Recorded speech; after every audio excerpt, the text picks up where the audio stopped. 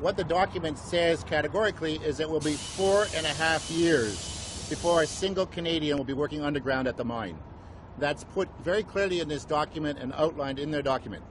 After 4.5 years, it will be 10 years before there will be a majority of Canadians working underground, and it will be 15 years before the temporary foreign workers are finished working in that mine. 15 years.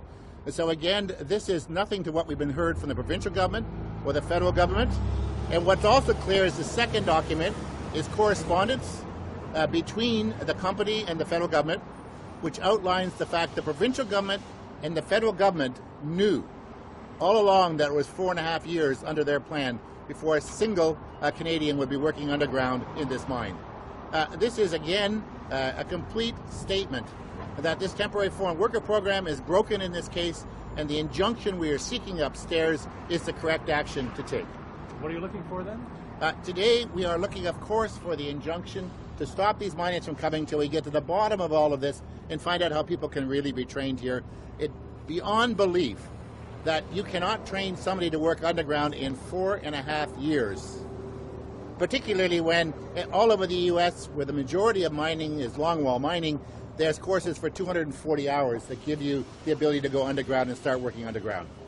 So again, what this points out is this whole process has been flawed, and that we need to get back to square one.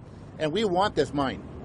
We want this mine to work. We want this development in British Columbia, but it only makes sense if it's also people from Canada who are doing the work. So has the population been lied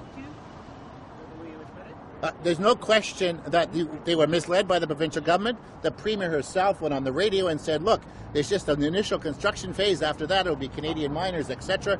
This document clearly says that's not true. And their government, her government clearly had the document, because it even makes reference to the fact that they're working with the Ministry of Jobs and Tourism when they developed this document. And so this isn't secret to the government. It was only secret to the people of British Columbia. What do you want to see happen to the foreign workers that are on their way here now? Well, at this point, there are only 13, I believe, on their way here now. They're coming. We don't have a fight with these workers. We would like to see them become landed immigrants. You see, the temporary foreign worker program was to fill short-term shortages of very skilled jobs on construction sites and things like that.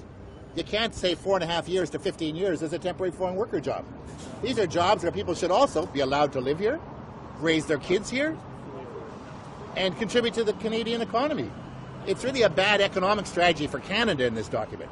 It doesn't really work for us because the coal goes there, the steel comes back, the profits go to China, and the temporary foreign workers send their money home, as you or I would do.